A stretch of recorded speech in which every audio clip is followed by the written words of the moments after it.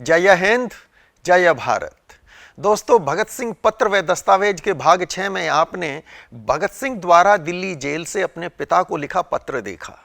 आज बात करेंगे 19 अक्टूबर 1929 को भगत सिंह द्वारा पंजाब के युवाओं को दिए क्रांति के संदेश की। उसी शाम लाहौर के ब्रेडला हॉल में पंजाब छात्र संघ के अधिवेशन की अध्यक्षता करते हुए नेताजी सुभाष चंद्र बोस ने भगत सिंह का यह संदेश पढ़कर सुनाया था। उन दिनों लाहौर में स्पेशल मैजिस्ट्रेट श्री कृष्ण की अदालत में भगत सिंह व उनके साथियों पर मुकदमा चल रहा था। 19 अक्टूबर 1929 को नेताजी सुभाष भगत सिंह और उनके साथियों से मिलने और अदालत की कार्रवाई देखने पहुंचे। हालांकि सुभाष तब तक नेताजी के रूप में मशहूर नहीं हुए थे, पर युवाओं में बहुत लोकप्रिय थे। उन्हें पुलिस ने 1 घंटे तक अदालत में प्रवेश की अनुमति नहीं दी। जब मैजिस्ट्रेट को इसके बारे में बताया गया तो उसने भी कटाक्ष करते हुए कहा कि वो भी आ गए तमाशा देखने। जैसे ही सुभाष ने अदालत में प्रवेश किया, सभी क्रांतिकारियों ने इनकलाब जिंदाबाद और साम्राज्यवाद मुर्दाबाद के नारों से उनका स्वागत किया।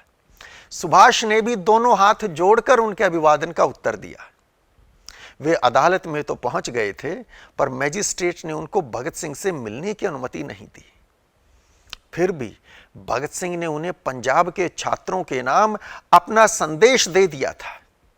जब भगत सिंह से इंटरव्यू की अनुमति नहीं मिली तो सुभाष चंद्र बोस 2 बजे अदालत से चले गए। शाम को उन्होंने ब्रेडला हॉल में ऑल पंजाब स्टूडेंट्स कॉन्फ्रेंस के अधिवेशन में अध्यक्षीय भाषण दिया और भगत सिंह द्वारा दिया संदेश भी पढ़ा। भगत सिंह का वो संदेश उनकी राजनीतिक परिपक्वता का उत्कृष्ट उदाहरण था।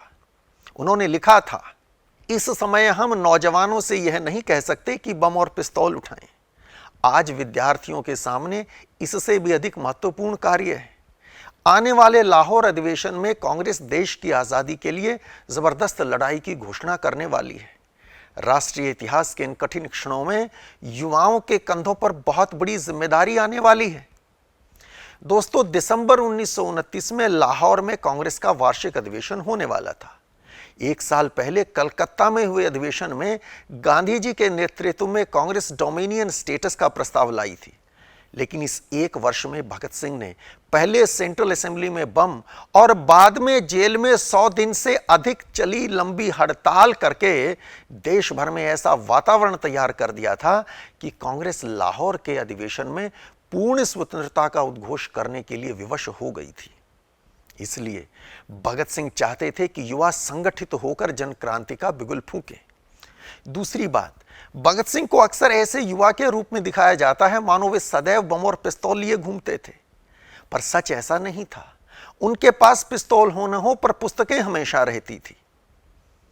क्या था उनका संदेश? वो कह रहे थे कि इस समय हम नौजवानों से यह नहीं कह सकते कि बम और पिस्तौल उठाएं।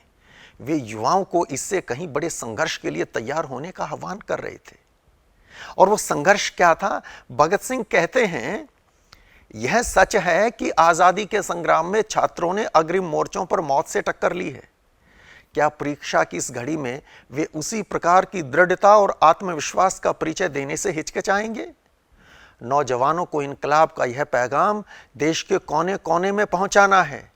कारखानों में, गंदी बस्तियों और गांव की टूटी फूटी झोंपड़ियों में रहने वाले करोड़ों लोगों में क्रांति की अलख जगानी है, जिससे आजादी आएगी और तब एक मनुष्य द्वारा दूसरे मनुष्य का शोषण असंभव हो जाएगा। भगत सिंह बम पिस्तौल की बजाय जन आंदोलन की बात करते हैं। वे कहते हैं कि युवाओं को क्रांति का संदेश कारखानों में काम करने वाले मजदूरों, गंदी बस्तियों में रहने वाले गरीबों और गांव की टूटी फूटी झोंपड़ियों में रहने वाले किसानों तक पहुंचाना है। वे गरीब मजदूर और किसान को क्रांति का ध्वजवाहक बनते देखना चाहते हैं। उनकी आजादी तब पूर्ण होती है जब एक मनुष्य द्वारा दूसरे मनुष्य का शोषण असंभव हो जाए। भगत सिंह आगे कहते हैं, पंजाब वैसे ही राजनीतिक रूप से पिछड़ा हुआ माना जाता है। दोस्तों, ये वाक्य कि पंजाब वैसे ही राजनीतिक रूप से पिछड़ा हुआ माना जाता है, पढ़ते हुए नेताजी रुक गए और बोले, मैं ऐसा नहीं मानता, यहां मैं भगत सिंह से सहमत नहीं हूं। स्वाभाविक सी बात है, जिस प्रदेश में भगत सिंह जैसा महान विचारक क्रांतिकारी जन्मा हो, भला सुभाष उस पंजाब को राजनीतिक रूप से पिछड़ा हुआ कैसे कह सकते थे। लेकिन भगत सिंह का ऐसा कहना शायद अपनी जगह सही था, क्योंकि उन्होंने वर्षों तक यह अनुभव किया था कि हालांकि पंजाब के लोगों ने देश की आजादी के लिए आगे बढ़कर कुर्बानियां दी थी, बाबा राम सिंह के नेतृत्व में कूका आंदोलन के शहीद, करतार सिंह सराभा और गदर पार्टी के शहीद, जलियांवाला बाग के शहीद, सूची बहुत लंबी थी, पर संभवतः राजनीतिक परिपक्वता का अभाव था।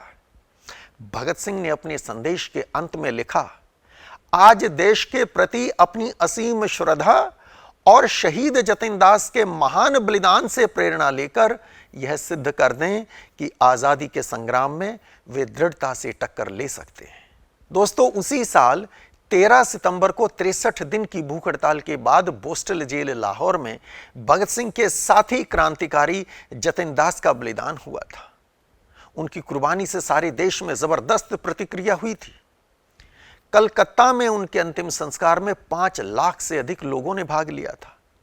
उस वातावरण में भगत सिंह का यह संदेश 22 अक्टूबर 1929 को लाहौर से छपने वाले अखबार द ट्रिब्यून में छपा था। आज के लिए इतना ही। आपको ये जानकारी कैसी लगी कमेंट बॉक्स में लिखकर जरूर बताइएगा। जय हिंद, जय भारत।